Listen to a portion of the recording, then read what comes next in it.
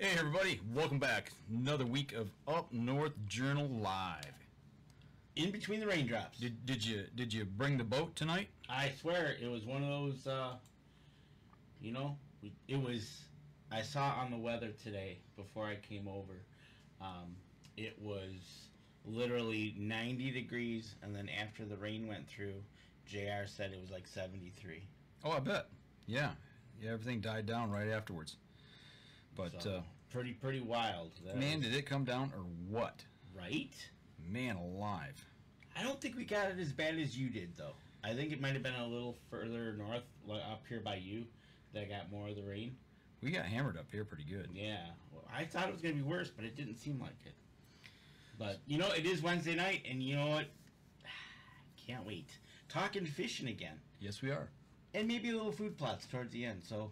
Well, we've got the rain for the food plots. All right. And you needed a boat to swim up here to get to the cabin tonight.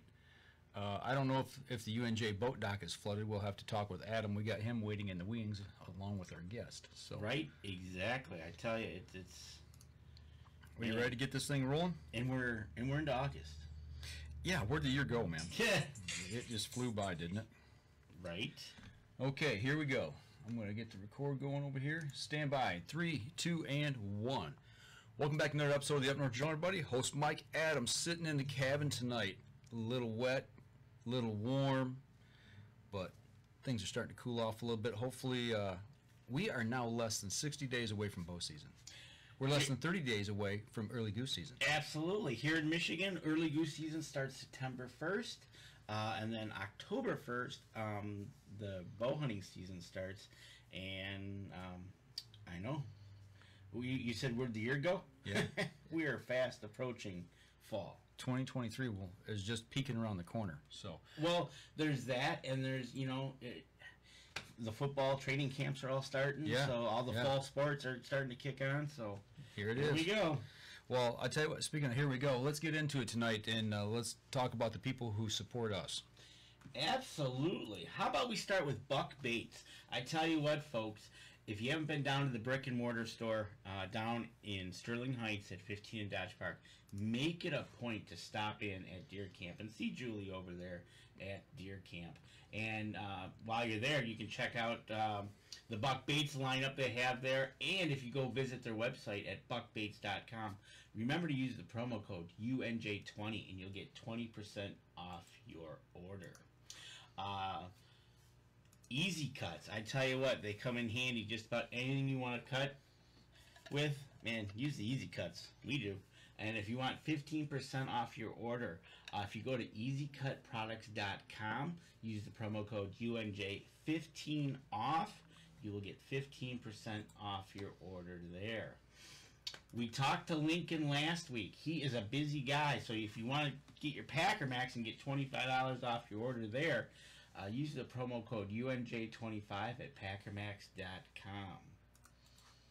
Any time of the year is a good time of the year to go visit the Island Armory. Yes, it is. And check out their selection at their website of guns and ammo that they have. And I tell you what, if you go visit the website, theislandarmory.com, and use the promo code UNJ10, you get 10% off your order. We just talked about it real quick. Early goose season, deer season. If you're out going to go after some yotes, why not go check out jpogamecalls.com and use the promo code UNJ10, and you'll get 10% off your order. Big shout out to Deer Camp Coffee. They won first place in the Southeast Michigan Channel 4, their local TV station, has a contest where they got different categories, and Deer Camp was under the coffee selection, coffee shops, and they were voted first place winner. It just came out like 30 minutes ago. All right. And they are first place winners here in Southeast Michigan. And if you want to get a great discount on their coffee, go over to deercampcoffee.com. UNJ10 is the promo code there. And don't forget to pick up a bag of our own UNJ blend and take it with you if you're going up north, going camping, wherever you might go. Pick up some Up North Journal Blend. You got an up north view right now? I do. What are we looking at tonight? We're looking in the streets, which look wet, actually, but sunny, in downtown Newberry, where it's 70 degrees. And if you go over to Cedars and have a great pizza, you can also pick up some Up North Journal coffee there, I bet, too, along with Deer Camp coffee. So, big shout out to FM 123 up there that carries the show for us. Absolutely. Want to give a shout out. We got Tom Genzel, Mark Allen, Nancy Jackson, and Mike Littleton is in the cabin tonight checking out the show already. So right, and as we start the show off, we're into the first week of August here up in Michigan. If you're in the area of Williams Gun Site this Saturday from I'm looking. You can't read. Looking. Saturday afternoon. There you go. Saturday, August 6th from 10 to 4 p.m. Get over to Williams Gun Site. They're having Jake's Free Youth Fun Day. It's at Irish Road off I-69. You get free admission, BB gun, shotgun shooting, trout pond, fly tying, birdhouse building, archery shooting, whole bunch of stuff. Get over there. Check out the NWTF Flint River chapter at Williams for their Jake Day this coming Saturday. All right. Well, we're going to just get right into it here. We're bringing on our guest tonight. We've got Zion Dunaway all the way from Indiana Bait Company, who is actually not in Indiana tonight. I made a mistake.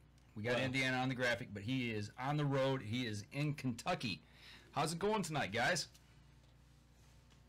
Good. How are you? Doing good, doing good. A little wet up here. Adam's sitting out there on the UNJ boat dock. You guys flooded out there, Adam? Yeah, it's a little wet out here, definitely. Just a little bit. All right. Well, we have had the opportunity, Zion, of having you on. I believe it was back in February or March of this year, and we talked a little bit about your company and what's been going on. But, I've been following on Facebook. Dude, when do you sleep? All I see is you on the road hitting it hard and working the company and having fun fishing. And now you tell me you're down in Kentucky doing something in some timbering. Talk a little bit about what you've been up to lately, man. Yeah, so the past year is really just, it's been a lot between school, a lot of stuff with FFA, the bait company, working a forestry job. Just went to Alabama in end of June we fished the national championship and the world finals for the high school division, and everything's just really coming together. Just graduated here in May, and I'm actually leaving to move in up at Purdue here in about 2 weeks. So it's definitely been busy. So you said you went to the nationals for the high school division. Did you have to qualify for that? Yeah. So the way it's set up is every state through the high school fishing league has like a state championship. You can qualify for the world finals and national championship. The world finals is open to anybody that's a high school fishing member, but the national championships are what you qualify for. And they have open tournament events across the country that you can qualify for by winning those, by winning your state championship, or by being an angler of the year for your division. So me and my partner qualified through the state championship. We fished on Raccoon Lake. It's about 45 minutes or so west of Indianapolis. We went up there for we'd never fished the lake before, so we went up there on Thursday and Friday and pre-fished it and had the best 2 days of fishing that we've ever had. And then carried that over into Saturday. Ended up with a 17 and I think 17.13 pound bag. The big fish to 5 1/4. Every fish those 3 days we caught on our baits. And that was it was awesome because we worked up past 3 years through the high school events and local tournaments and stuff to get to that point. To actually qualify for something at the national championship was just really rewarding for all that to come together. Looking at the high school division, we've watched a lot of the pro stuff here in the last 2 years with the guys from Yamaha and the guys on the walleye circuit. And Adam's talked to us a lot about some of the stuff he does and follows. But on the high school level, the competition there, I mean, I know you know your stuff, but when you said you had the best day ever, is a lot of this just a lot of luck? I mean, there obviously has to be skill involved, but how much does luck play into this for some of these teams that get involved in this? The high school division, I'd say, it's becoming very competitive. You have to know what you're doing, really know your lakes. Just in the past, I've been fishing high school stuff the past 3 years. The first year in our South Division that we fished for the state, we had usually 20 to 30 boats show up for a tournament. This year we were hitting 60 to 80.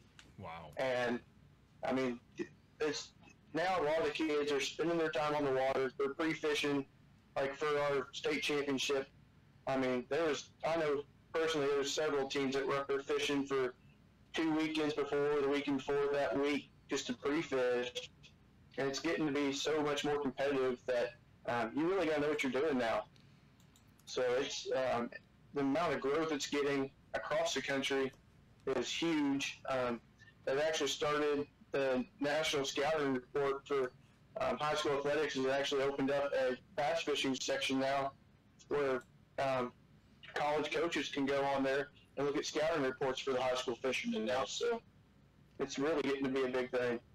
Wow, that's incredible. So, on the collegiate level, I know they've got teams. There's scholarships for this, right, to go to school? Yeah. There's several universities now that have scholarship opportunities. At the national championship, I believe there was like $3.2 million worth of scholarships given out to anglers. Wow. Adam, you should have been in that, man. What happened? I don't know. I did some baseball in high school, so. Yeah, it sounds like fishing. I guess man. I should have done the fishing. Yeah. Obviously, you're fishing better. You're better than baseball if you're doing this now and getting into as heavy as you are. Yeah, I didn't do much fishing in high school, so kind of tables turned, right? That's right. You just came onto this here recently, didn't you? What's that? The fishing scene. I mean, you kind of got into it hot and heavy here. Like you said. Yeah, probably like the last right out of high school, so 2013. So I've been hitting it pretty hard ever since. So. And if you just would have stuck with it, you never know what could have happened. But then again, you wouldn't have been here with us tonight. That's right. Exactly. Yeah. He's like, yeah, thanks. Oh, good. So good. you just missed out at the Nationals there, and then all the meanwhile, you were looking at.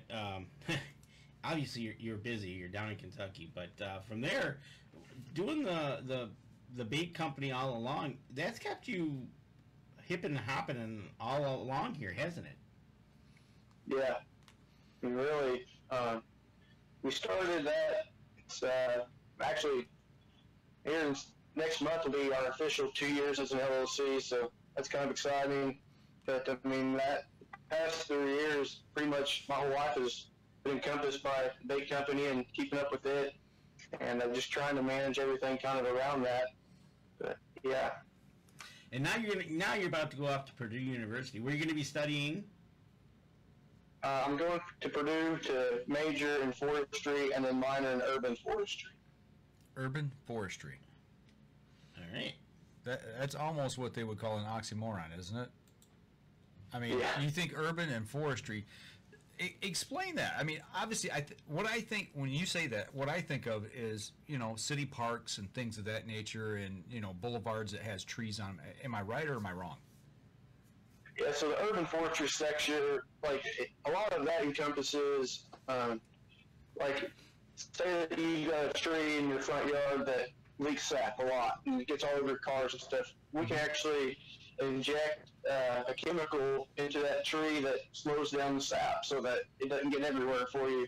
If you have a certain insect such as emerald ash borer, and you've got a big yard tree that you want to try to save, then there's actually insecticides that you can use on that tree to help prevent that as much as possible. Also just diagnosing common things that trees might have, whether they're dying or not, and then just tell the homeowner, this is what we advise you to do. And then also with that, there's a large sector that has to do with such as right-of-ways of power lines and stuff. That's really big job opportunity, especially in your major cities. Yeah, that kind of stuff. And then just trimming trees, topping trees. The urban forestry has a lot of job openings that people wouldn't necessarily think of. So it's not just like city parks and things like that. I mean, you're talking, anything from commercial all the way right down to an individual homeowner. I mean, you're covering it from top to bottom. Yeah. That's awesome. That's incredible. So, and right now you said you've also been working with down in Kentucky. You're doing some forestry down there. You're doing some habitat management. Yeah. So with that, pretty much our schedule. I work for Albert Land Management, and we're licensed in Kentucky, Illinois, Indiana, Ohio, and Michigan. And we cover everything from setting up food plots on the property, native grass plantings, wildlife pollinator plantings, tree plantings. We help with prescribed fires. We mark timber for timber sales, go back and inspect after that harvest has been done. We do timber inventories to work through NRCS and get funding on your properties that might help with the cost of doing TSI or invasive species removal. Pretty much everything that encompasses the wildlife management and the forestry sector, we do a little bit of both of. Most of the summer consists of invasive species management, and then pretty much all winter we do a lot of TSI work and that kind of stuff, and then the food plots and the plantings and everything are just kind of mixed in. Wow. And he's only 18. Man, I just, dude, I said it last time you were on the show. You really amaze me at what you've got your hands in. I remember, I think you were 15 years old, maybe 14, when you came up to our property for that doe hunt, that managed doe hunt. Yeah. And you shot that doe up at our place. And, and you and I, we sat back and talked food plots for a while. Simply just incredible. I mean, the leaps and bounds that you've made with everything is, hats off to you. Incredible. Thank you. Absolutely. I'll tell you what, we're bumping up against a break here. Let's bump up. Let's get to our first break, because when we come back, let's jump into what Southern Indiana Baits has to offer as in baits. All right, we're going to step outside real quick. We'll be right back after this. All right, folks, start lining up your questions for Zion down in Kentucky. I know Adam's got some ready and waiting. But it's just, man, he's a busy kind of guy. Yeah, just a bit. Right? Yeah. Wow. Sounds like it. Incredible. I used to think that I was busy. I can't hold a candle to this guy. I mean, it is, you're just on the move, man. I know, right? Is your brother still working with you in the company? Yeah, he's actually, since I've been working out of town and been pretty much like last week I was in Ohio for national FFA contest, and then when I was down in Alabama, he's really picked up a lot of the production of the company, really stepped up there. So pretty much the past 2 months, I'd say 75% of what we made he's actually done, and then I've been doing all the paperwork and stuff in the evenings when I get back to the hotel or whatever, and I've been doing all the invoices and getting all that kind of stuff sorted. So. Well, on a side note, it's just something you just said there, and obviously that's you're at a hotel tonight. Something that just popped in my head, because it happened to me when I went away to school. I was right around my 18th birthday, and a hotel. Are you allowed to get a hotel? How hard is it for you as an 18-year-old to get a hotel room? I haven't had a problem with it. Okay. So for me, it's fine. Okay, I know sometimes some places want you to be 21, so I just for the work stuff, it's all booked through the company that I work for, so I don't have any issues with it. Gotcha. Makes sense. Makes complete sense. As long as somebody's signing the tab, that's good. Yeah. All right, here we go. Stand by in 3, 2, and 1. All right, welcome back. I had to catch my breath in the break there, man. I feel like we've been around the United States with this kid already. Running a marathon with this guy, right? Right. I tell you what, it is awesome. And Zion, what we got up on the screen now is you actually now have a website, southernindianabaitco.com, and we got it live. And I'm showing the product line. How many products do you got, and what do you got to offer? Yeah, so we've got 15 different baits up on the website right now. Anything from your crawls and creatures to your Ned rig style baits for a smaller profile. Big worms to fish in the summer, whether on Carolina rig or Texas rig or shaky head. Spinner bait trailers, swim baits. We have your fluke style baits. And then we actually just released a 2-inch crappie shad for the panfish. I think right around 3 weeks ago we released it. So we're trying to cover that whole spectrum as far as bass, and then we're going to be adding some panfish baits in the future. So yeah, I saw the release on the shad there. That to me, that up here, that I think that would be key, especially for people that's got some kids that want to get them out there. You know, something inexpensive to get them out on the water with, and something they can use over and over again too. Mm-hmm. For sure. Adam, what's catching your eye on the list? Yeah, those crappie shad. That's what I was kind of using something similar to that when I was up north. That's what I was catching them on, those plastics. So yeah, they work pretty good. So saves you from buying minnows. Yeah. Like I said, it saves some money, especially when you got little ones out there. So right, exactly. Yep. You know, now you've got the crappie shad on there. Danny, click on that real quick. Just bring them up full if you can. You offer them in different color patterns, or how does that work? Yeah, so the crappie shad, I think I've only got 6 colors on the website right now. As we're making more, I just keep adding more colors to the lineup. But pretty much any color you can think of, we can make, whether it's for a special order request, which we do a lot of custom orders. And then, I mean, on a regular basis, I pour right around 100 colors. I've got a whole recipe book with all of our colors. But yeah, I mean, like if you go to like our crawls or our spinner bait trailers, I think like in the crawls, I've got 54 color options up right now. Wow. And that's all stuff that's pre-made, or that stuff when you order it, do you have to make it up?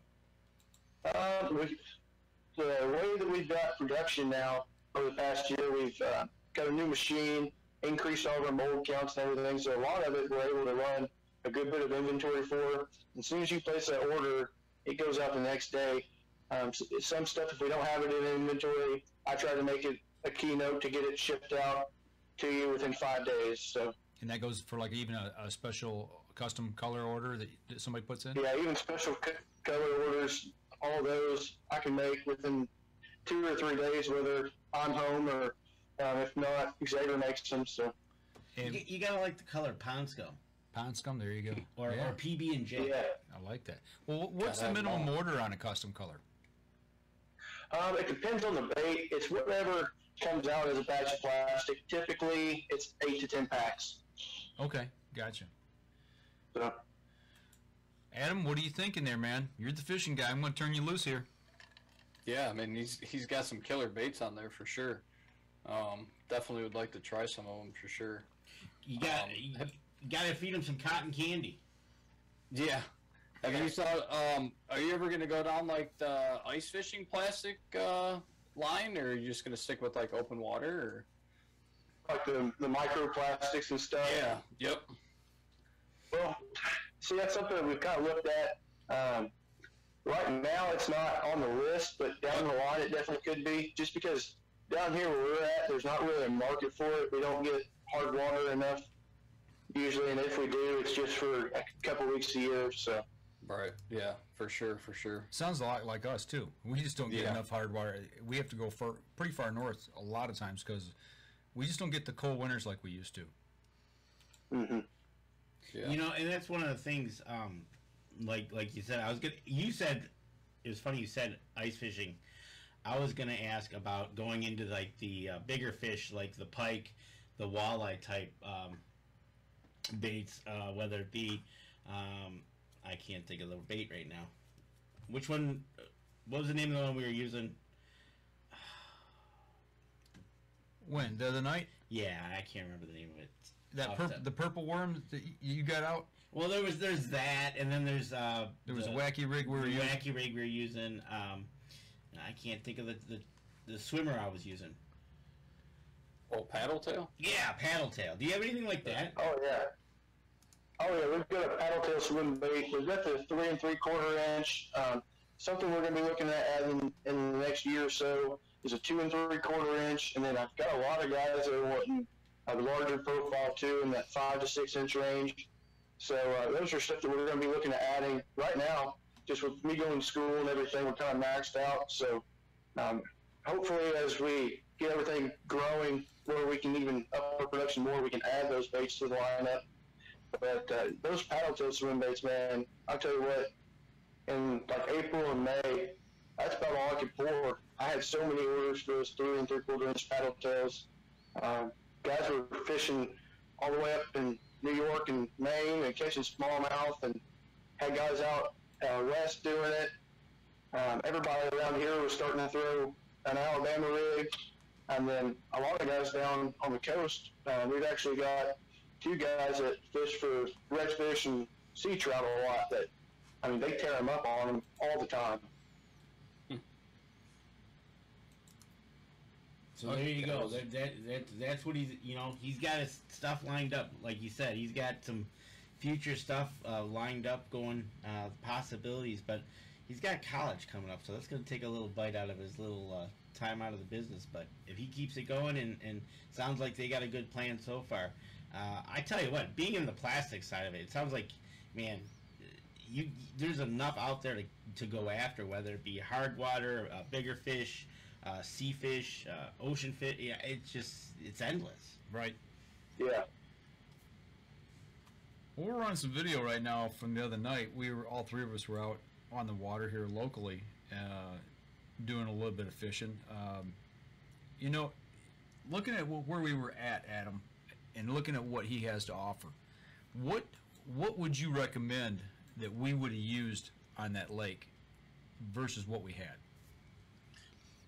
Yeah, after I got on the water, I seen how many weeds were in there, so I instantly thought, I got to do something weedless. So I found a weedless paddle tail, and that was the ticket for me that day.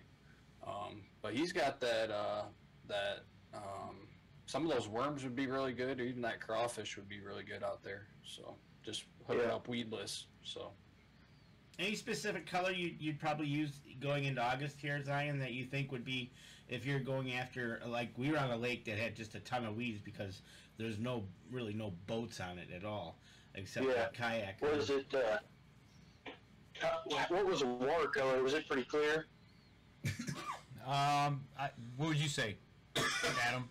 I wouldn't say crystal clear. I'd say a little murky for sure. I mean, you couldn't see murky. So yeah. Yeah. For me, if the water's clear, any time in the summer, I use our morning dawn color, and either the 6-inch trick worm, the 8-inch magnum finesse worm, or the 10-inch curly tail. Especially later in the summer, I like using those bigger worms more. If the water's a little bit dirtier, then I would really like to throw Bama bug. That's a key one. Plum apple works good. And if it's just a little stained, not super muddy or anything, green pumpkin blue is really good. But pretty much most of the time, I'm throwing a morning dawn or a Bama bug color. Is that any time of the day? Yeah, that's all day long. My thing, what I really like to do is just drag a big worm. Over the past 2 years, that's 95% of our fish that we've weighed in for tournaments has been on a big worm. And I've got guys that all the time will go to weigh in and they'll make fun of us because we call them on a worm again. But that's just what works for us really well. That's what we like to do. And I think most of it is figuring out what you're comfortable with and what you have confidence in. Because, I mean, if you really think that that's what you're going to catch them on, then you're going to stick to it, and you're going to find one to bite sometime throughout the day. So on the circuit, from what you're just saying, most guys using a stick bait or something different other than plastics? I mean, like the kids that we fish against, there's so much of a variety now in baits on the market, whether it be spinner baits, chatter baits, crankbaits, all the different types of jigs. I mean, there's so much out there that a lot of guys just find their technique that specifically works for them, that fishes type of cover that they like. Like for us, we prefer to fish grass. Sometimes if we're fishing main lake points, we like that timber that comes out off those points. And then a lot of times for us, it's just riprap. We like fishing a lot of riprap and just dragging the worm. Or if it's earlier in the spring, or it starts to get into October or November, a jig with a crawl on it works really good too. I think we just need to call him and get our baits lined up at him before we go out for the evening. I mean, he can give us the information because I have no clue. Give him a little FaceTime call. Yeah, so Right. here, take a To the look at tackle the box. Yeah. He'll probably ask you to dip your phone in the water so you can see how clear it is. There you go. Yeah. That's right. Start giving us a little advice over the phone. So Tammy wants to know, do you have anything in pink lemonade plastics? Pink lemonade's not color that we pour on the regular basis. I've got something similar to it pour for our flukes and our paddle tails that our saltwater guys use. The pink lemonade, it's going to be real close to it. Ours is more of a bubble gum on the top other than a hot pink, but other than that, pretty close. What's the If name it's of the pink, color? she'll take it. bubble gum. You got it there? I'm looking for it. He's looking for it. We'll pull it. Tammy will pull it up for you as soon as we find it here. What was that going to be under?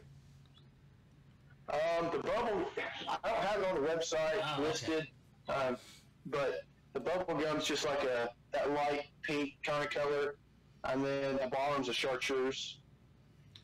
I think that's perfect. Yep. She loves everything in pink. So The candy bug looks pretty pink. here, let me put that up online here real quick. Yeah, that candy bug is a really good color this time of year. Fishing deeper water. Something about that real dark purple and that deeper water during the summertime on a big worm catches a lot of fish.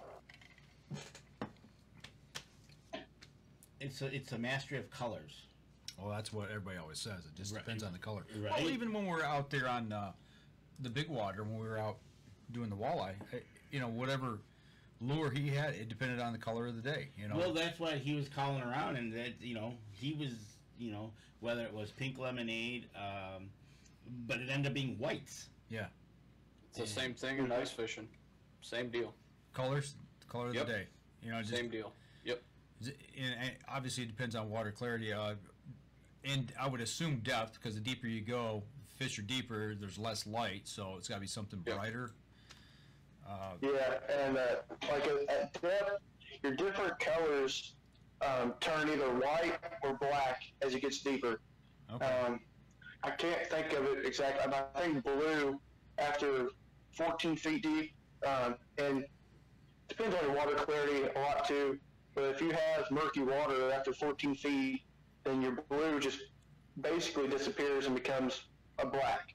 Okay. So that's something else to think about. If you're really fishing really deep and it's dirty water, your color is not going to matter a whole lot, and sometimes it's best to use just straight black.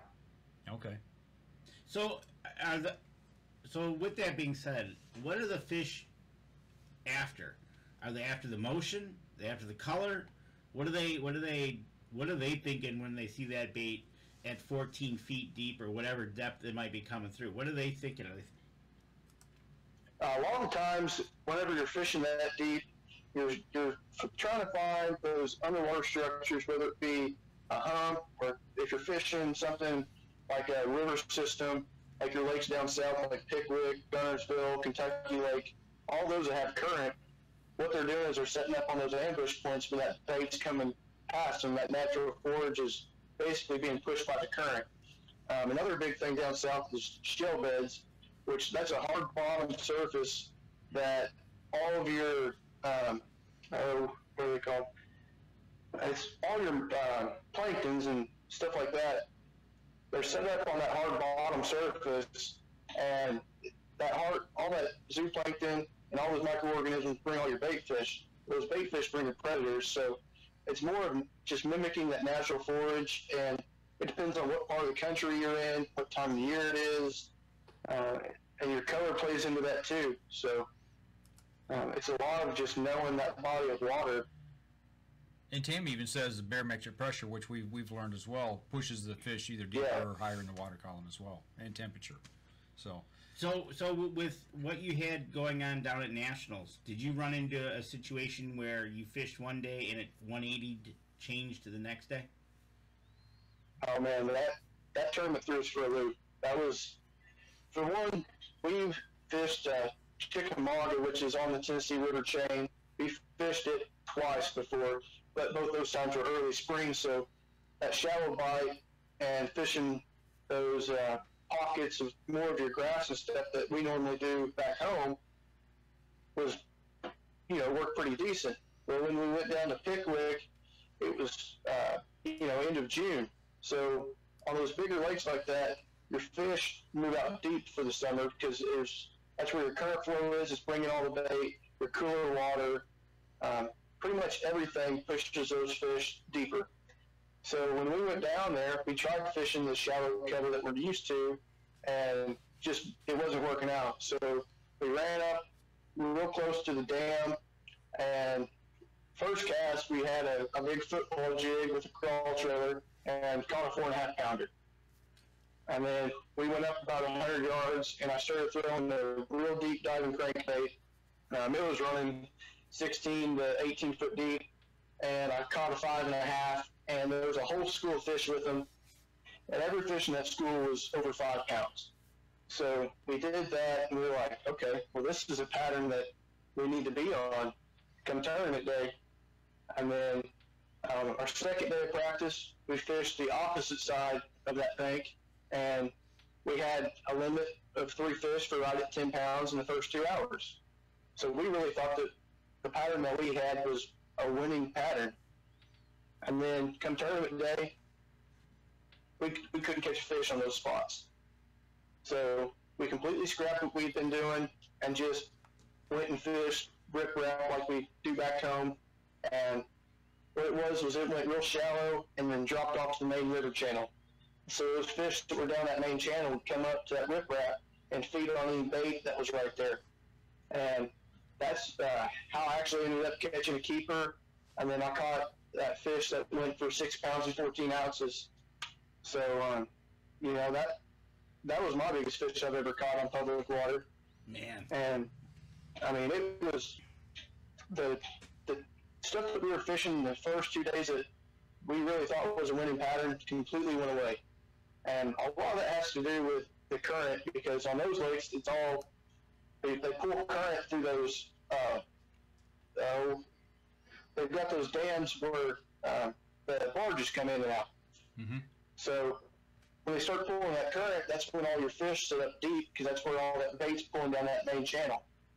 And the first 2 days of practice, they weren't pulling that much current. And then when we're actually fishing the tournament, they picked it up. So Stinky that barges. and that current bite, yeah, no kidding.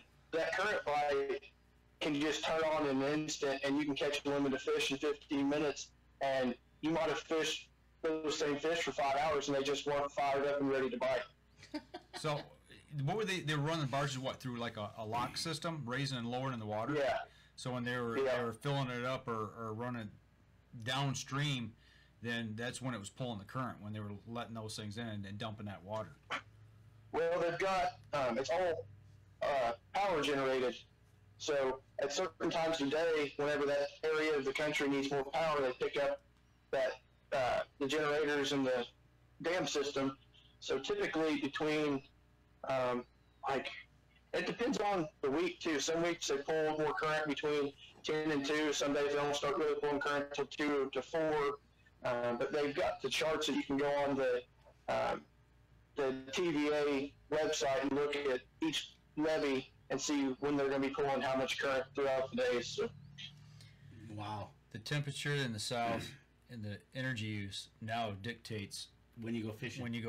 Especially if you're tournament fishing. You know, I mean, it makes complete sense, but you know what? I never would have thought of it. I never would have thought of it. The only reason it makes sense is because I was watching, I think it was last year, I was watching the Bassmasters Elite, and that's what they were doing. They were on Gunnersville?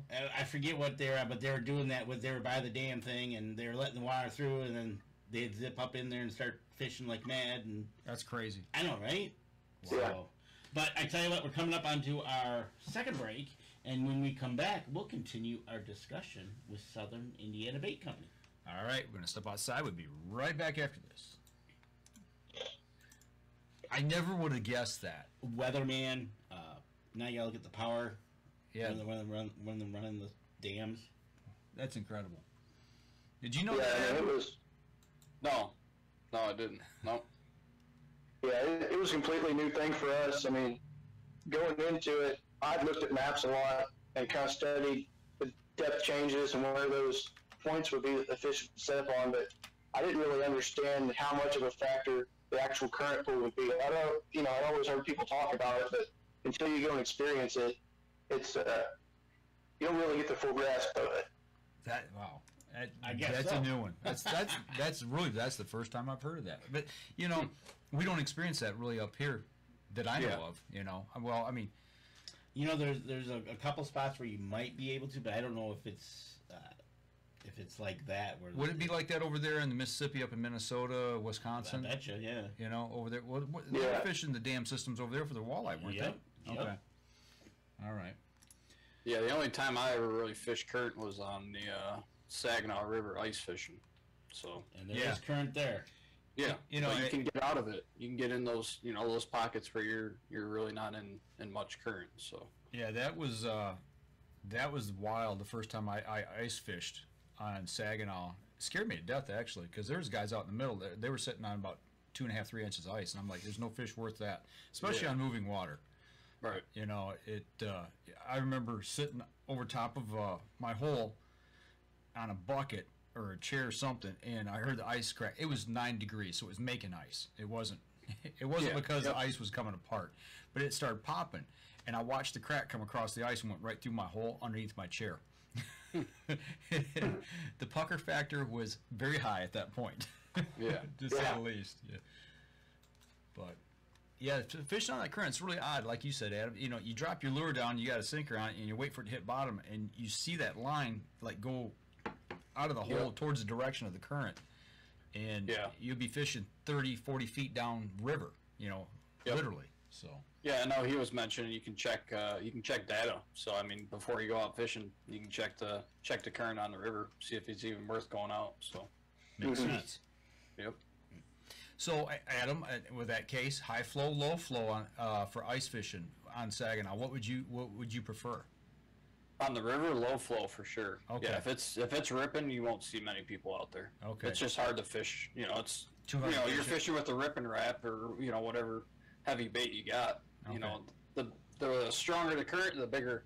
Some guys are running number 9 ripping wraps out there. So. Okay. Yep. All right. Here we go. Stand by.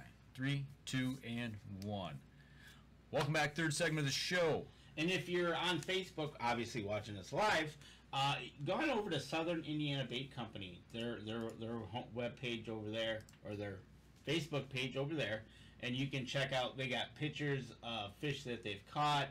They've got pictures of their products, customers, their products that they got, and you can kind of keep up to date with what they got going on, and check them out over there at Facebook. Give them a like over there. If not, remember, go over to their actual web page, SouthernIndianaBaitCo.com. But yeah, as we were talking in the break, folks, that's another point we want to make. You got to watch us either on the live feed or catch us on YouTube, because what you don't hear in between the breaks, you kind of miss out. Yeah, Tammy brings up a good point. We've been talking about Saginaw River, St. Clair River, same way with the heavy current. The St. Clair River has got a current pull that is amazing. You're using 1 to 2 ounces of lead just to get that thing down to the floor. And I've seen people up by the Blue Water Bridge jump in and then and then they come up about 100 yards down. I know when Nancy and I were down there at Algonac State Park, they're on the river. Yep. You're in the kayak, and we paddled upstream, but it was a chore to paddle, against the current. Yep. It was tough. Exactly. So, I tell you, you should get Zion up here. Yeah. He's going to be busy, though. He's a little bit busy. Yeah, right? Well, you know what? We get them up here. You know, maybe Christmas break get you up here, and we'll head north and take him, put you on the ice. You ever done any ice fishing? I have not. Okay. We'll bring them up. We'll build a fire bring on up the ice. everybody from Indiana. Yep. Mark's never ice fish. Yep. Zion's never ice fish. Get his brother up here. We'll build a nice fire on the ice. Yep, and we'll give him some Crocs to walk. There you on go. the ice. Another spots to go. There you go.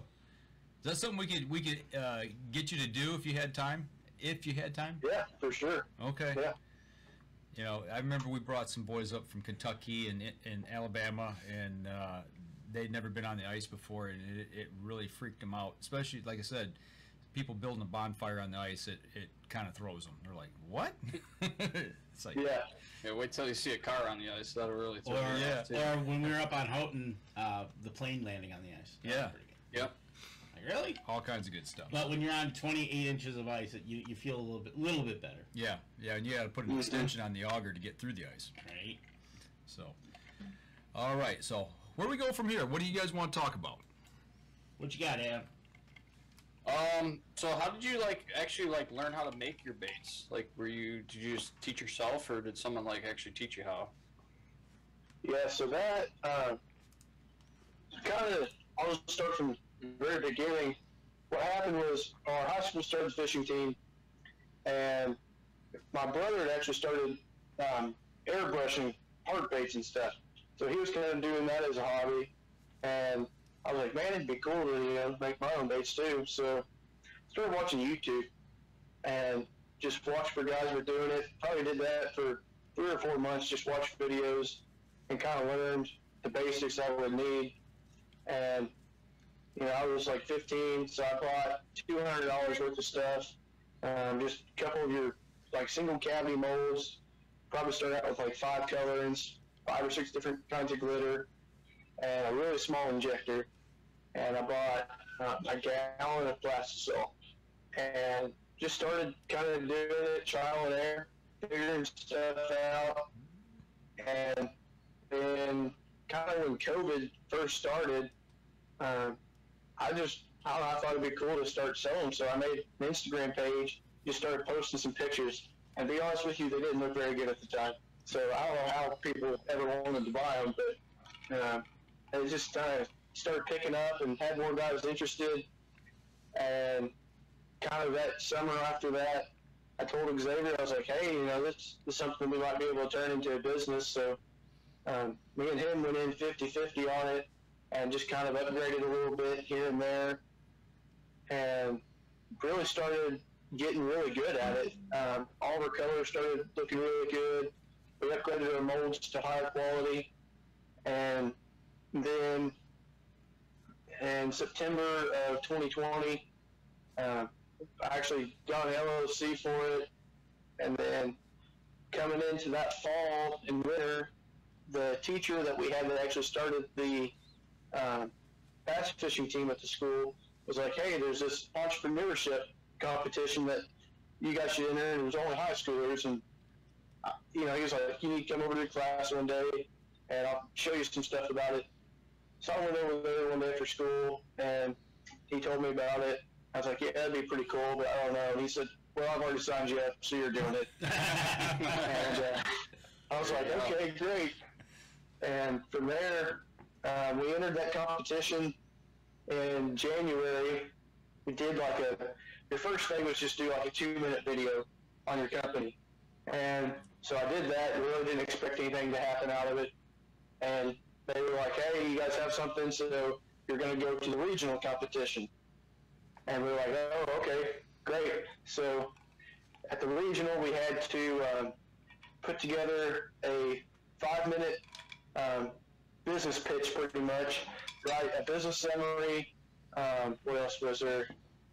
And write the business summary, do a business chart layout with your problem that you had while you started the company, the solutions, your data that you had to support it, the markets that you had, kind of a whole business breakdown.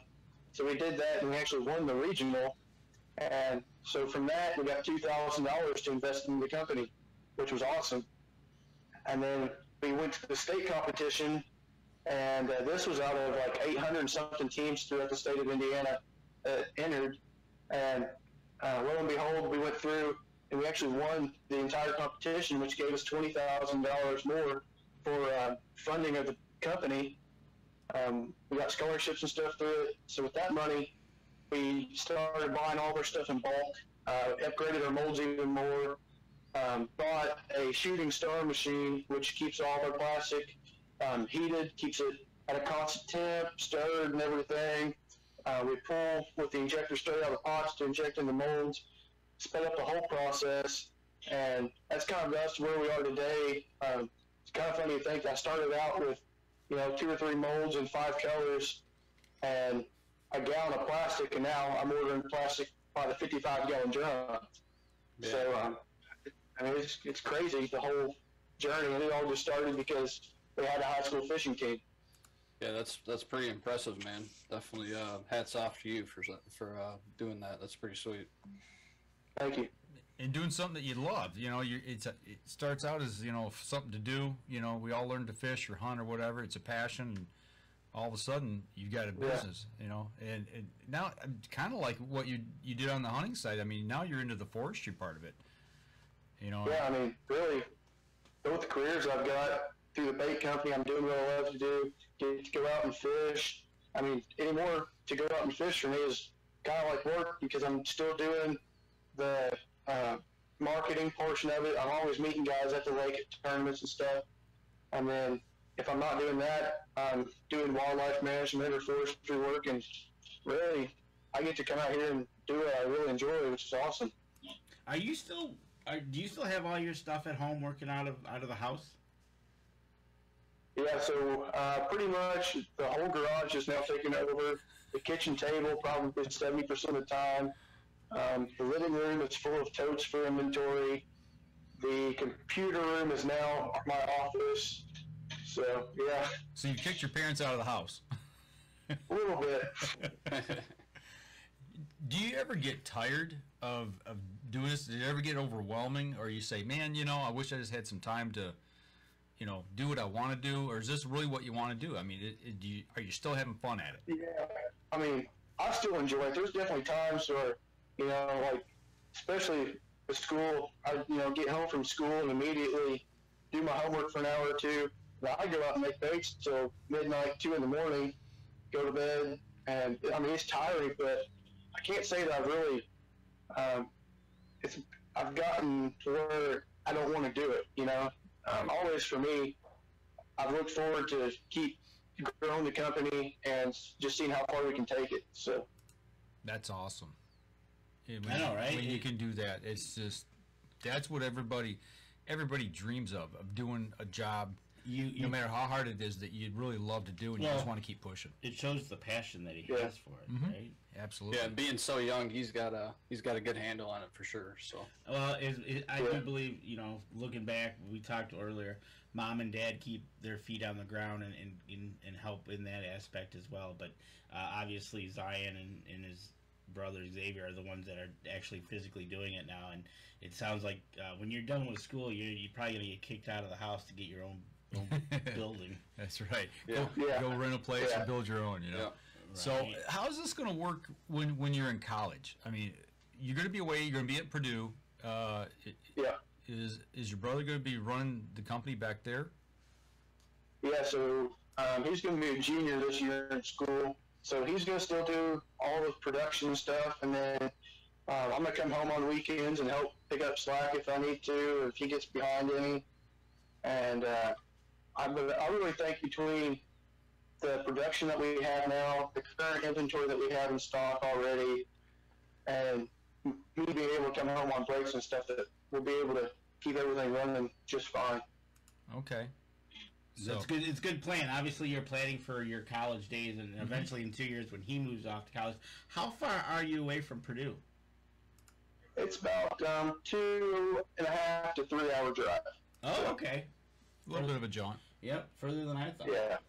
I'll tell you what, let's take our next break. We come back, we'll continue the conversation. I want to get into his habitat management a little bit, because we really haven't talked a whole lot about the food plotting and stuff like that. And Adam's itching because his food plot looks like it's doing really good. Yeah, so we'll come back in just a minute and we'll talk about that. We'll be right back after this. All right, I'm folks. definitely itching to get out there and look at them. Oh, you haven't physically been out there. Everything's you've seen has been off of a trail camera, correct? Yeah. Yeah, as far as I can see some green coming up, but I want to get out there and actually check it out. So, because I planted 3 separate parts on that field. So. Okay, gotcha. Sounds good. All right. Yep. I seen But the day after I planted, we got that good rain, so definitely got talk about timing. Yeah. Yep. I planned that pretty good. So. All right, here we go. 3, 2, and 1. Welcome back. Last segment of the show. You know, we know you're investing your time a lot into the outdoors and everything. And I mentioned briefly, Zion, that you were up at our place here in Michigan that December back, I think, 3, 4 years ago. And I remember you and I sitting out there, and you kept talking about timbering, you kept talking about food plots, and you had, I think it was at your grandma's house that you were working up a food plot. You know, and I knew right then that, like, this kid's got a passion for the outdoors. His head's in the right spot. Talking with you, even off camera or online, it's, the passion you have for this is just simply incredible, number one. But, what drove you, you're heavily invested in the fishing side, but you've really got a passion for the outdoors and the timbering and the habitat management and food plots. Where did that come from? So that kind of, growing up, I was always outdoors, kind of running around on the 40 acres that my grandparents had, just always in the creek playing, whatever it was. And then when I was 10, my dad had kind of got out of hunting for a few years, and like growing up, he never really squirrel hunted here and there, but when I was 10, he bought me a 44 single shot rifle and told me that we were going to go deer hunting. So we went that year at my grandparents' house, and I was able to shoot 2 does that year. And from then I was hooked on it, really. Okay. And just going through that, we always hunted during gun season, and then just started watching all these videos, whether it be on TV or YouTube or whatever, these guys hunting, and more of the food plot habitat management started coming up. And that part of it just seemed cool to me to, have a piece of ground that you actually get to work on and make those improvements and see how the wildlife react to it. So I think I was probably 13 or 14 when I planted my first food plot. And I just took the tractor out. I tilled up a section that we had back in the field and threw down just a mix I bought at Walmart and put lime and fertilizer on it. And it came up pretty good, and I was just like, well, this is pretty awesome. And then that hunting season, actually seeing the deer come into it, you got to actually watch them. From then, kind of that wildlife management portion really got instilled into me. And then really just started reading all these books about TSI, doing those, just making bedding, all that stuff. And I just started doing it and seeing the results for it. And that's what really drives me, is just getting out there, doing something, seeing the deer interact, seeing, turkey poults or, seeing quail. And now it's to the point where I've done a timber harvest on the property to increase the bedding. I really selected to keep a lot of oaks, specifically white oaks, because we've got a lot of black oaks on the property, but not very many white oaks. So I started doing all that. I built a lake with the money that I got off the timber harvest, so put in 1.5 to 2 acre. I call it a lake. A lot of people consider it a pond, but to me it's my lake. There you go. So so did that, just somewhere to fish and enjoy getting out on the kayak and stuff. Now I've got a grass planting that I've done. It's about at 3 acres, so I've been mowing that on 3-year cycles, and I've seen a tremendous amount of quail now compared to what we were seeing. I've done a lot of TSI work throughout the woods and stuff along with it, crates and bedding, and then just all that kind of encompassed. So I tell you what, as you were talking, I was kind of going over your Facebook page. I think what you said kind of shows where your drive comes from. It's seeing your work pay off. Like you said with the deer hunting, you planted, you saw it grow, you saw the deer eat. Now taking it, you created these baits. All of a sudden people wanted to use them. Now people are sending you pictures of them using your baits, catching all these different kind of fishes. Is that, am I right when I say that? Because it looks like you can see your reward for what you've put into it. Yeah, that's definitely a big part of it. I mean, for me, I can go hunt somewhere that's got a 180-inch deer, but I'd rather be at my grandparents' property and shoot a 130-inch or 140-inch deer. And just kind of that connection to it, really showing how much my work has paid off. That's especially what keeps me going in the fishing side is, I'm 90% of the fish that I catch are all in baits that I made right there in my garage. And like you said, just getting those pictures sent in where people send me something, say, hey, this is awesome, I caught my biggest fish ever on these baits, or seeing, getting these pictures of all these little kids with the fish they caught. That part of it's really what drives me. When you put all the work into it and you take a deer off or any game animal off of that property, it tastes a little bit better on the table than the ones that maybe whether it be public land or hunting where somebody else has done the work. So I can relate to that. I think back to at the same time when you were up at our place, and I remember you talking about your grandma's and I think it was your grandma's place or your grandpa's place, your grandparents, and you were going to do some timber harvest. And I thought, what grandparent is going to turn a grandkid loose and let them timber their property? I mean, I was just amazed at the foresight that you had. I mean, you're looking out into the future, and looking to the rewards that you're going to reap, and the work that you put into it. I mean, you just a go-getter. I can't say enough about that. That I wish we had more kids. You're not a kid anymore. You're 18. You're an adult. I wish we had more young adults like that had the drive to get out and work and bust their hump and make something of themselves instead of sitting playing on their games all day looking for a handout. So I'm gonna you say that. Go ahead. Oh, I'm gonna take it one step a little bit before that. I'm gonna give kudos to the teacher that signed him up to make him do it. Absolutely. Instead of saying, oh, I don't want to do it. Okay, no. Too late, I signed you up. So yeah, you're doing it. I give him kudos for seeing the foresight probably in you and taking the time to push you to that point of making you do it. Give him what's his name? You remember? Garrett Ellis. There you go. So did you give Mr. Ellis a package of your baits to use? Oh yeah, he gets from us quite often. So. There you go. That's good stuff. That is awesome. Well, what's the future hold for you? I mean, the grand scheme of things. Let's look 5 years from now. Because you're starting college now. So 4 years you're out of college. You got your first job. Where's Zion going to be 5 years from now? I think it will still be down here in Southern Indiana. To me, that's just kind of my home ground. It's got a little bit of everything I like to do, whether it be the fishing, the hunting, family and friends, and hopefully take that forestry degree and continue working with Albert Land Management, because doing what we do kind of encompasses my whole idea of wildlife management and forestry and what I really like to do.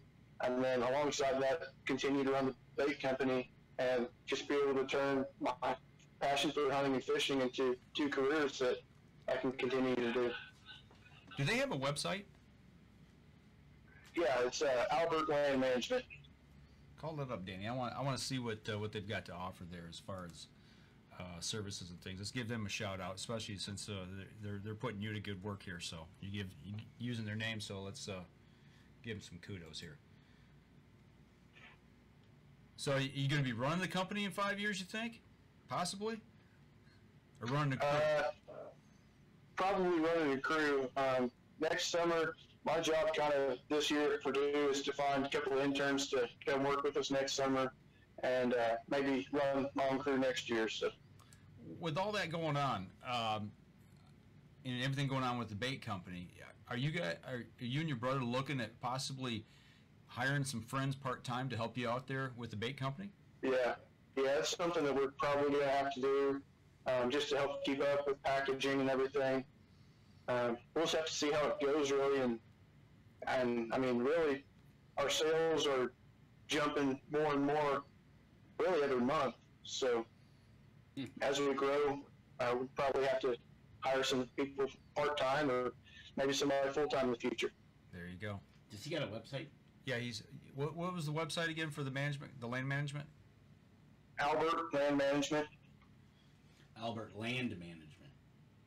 Yep, there you go. He's still digging over here. There you go. Pull that up there full. Let's put that up there. Give them a quick shout out here. Now, where are they? You told us before, but what states do they cover again? We're licensed for Michigan, Ohio, Illinois, Indiana, and Kentucky. Okay, so if I had a piece of property, let's say it's 300 acres, 400 acres, and I say, okay, I got this new property I just bought. Is it consulting, or do we come with the plan and you implement it? How does that all work? It really depends on what you want to do. I know a lot of it, like he can consult for you, kind of write a management plan, and then if you have a property that, say, you want to do some TSI work on, or you want to get rid of those invasive species, then we can do timber inventory on the property, take that data, and actually submit it to the NRCS, which is Natural Resources Conservation Service, and they'll actually provide funding to complete those projects. We're in one of those now. So. Yeah, we're doing the same thing in ours. We're getting rid of tag alter, and we've got a grant for that. Yep. So, and really, I mean, our focuses are recreation, wildlife, or timber. So, depending on what you want out of the property, whether you want to encompass all that or you want to focus on wildlife, then we can write a management plan that'll say if you want it to be a really good deer property, that's what we can write a management plan for. Or if you want it to be an investment for timber in the future, but yeah. Okay.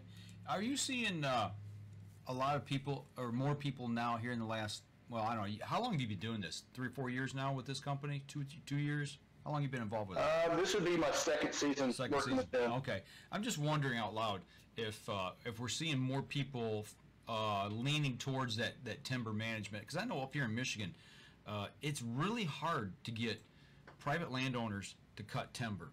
Danny's had the same experience up north in the Upper Peninsula where he's at, talking with people about it. It's people just, they don't have the foresight to look down the road 10, 20, 30, 40 years to see what it could really do to the land and the value that's in the timber before they lose it.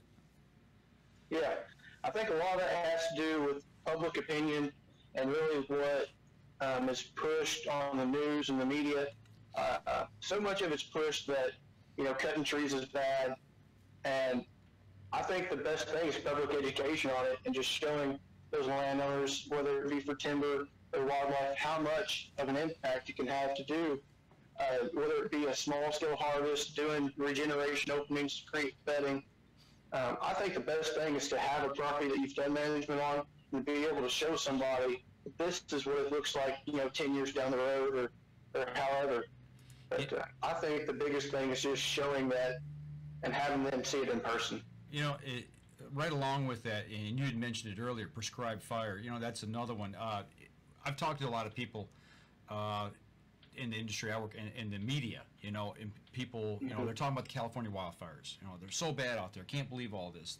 Yada yada yada. And there's many different opinions about what's causing this, and mudslides afterwards. And I said, they don't manage their lands out there. There's so much dead fuel load on the ground. I said, when there is a spark, it explodes because there's so much fuel load on the ground. And northern Michigan's the same way because there's so many people with private land hanging on to those old growth trees.